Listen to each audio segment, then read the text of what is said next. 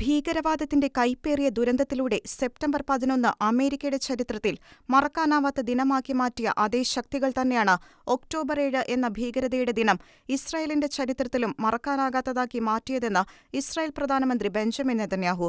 July 4-ന് സ്വാതന്ത്ര്യദിനം ആഘോഷിച്ച അമേരിക്കയ്ക്കയച്ച ആശംസാ സന്ദേശത്തിലായിരുന്നു തീവ്രവാദ ശക്തികളിൽ നിന്ന് അമേരിക്കയ്ക്കും ഇസ്രായേലിനും നേരിടേണ്ടിവന്ന ദുരന്തങ്ങളെയും അവയ്ക്കെതിരെയുള്ള യുദ്ധത്തിൽ ഒരുമിച്ച് മുന്നേറേണ്ടതിന്റെ ആവശ്യകതയും നെതന്യാഹു എടുത്തുപറഞ്ഞത്.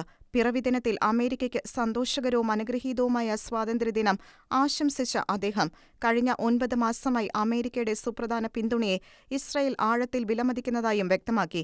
ദേശീയ പ്രതിസന്ധിയുടെ ഈ കാലത്ത് ദേശീയ നിലനിൽപ്പിനായി ഇസ്രായേൽ ജനത ഇറാനെതിരെയും അതിന്റെ തീവ്രവാദ സഖ്യങ്ങൾക്കെതിരെയും സപ്തമുഖ യുദ്ധം നടത്തുമ്പോൾ ലോകത്തിലെ ഏറ്റവും വലിയ ജനാധിപത്യത്തിന്റെ പിന്തുണ തങ്ങൾക്കുണ്ടെന്നറിയുന്നത് സന്തോഷകരമാണ്. ഒക്ടോബർ 7-ന് ഹമാസിന്റെ ക്രൂരതയ്ക്ക് മുന്നിൽ ഇസ്രായേൽ ജനത തങ്ങളുടെ ദേശീയ സത്തയുടെ ആഴത്തിലുള്ള അടിത്തറ തിരിച്ചറിഞ്ഞു.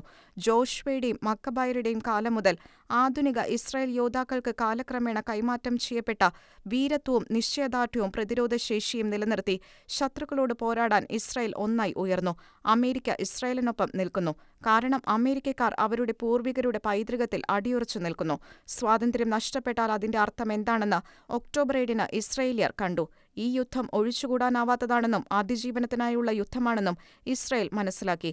സമാധാനകാംക്ഷികളായ ഇസ്രായേലിന്റെ ഉന്മൂലനാശത്തിനും പരാജയത്തിനും വേണ്ടി ജിഹാദികൾ ഒക്ടോബർ 7-ന് ഇസ്രായേലിനെ ആക്രമിച്ചു. സെപ്റ്റംബർ 11-ന് ഇതേ ശക്തികൾ അമേരിക്കയെ ആക്രമിച്ചിരുന്നു.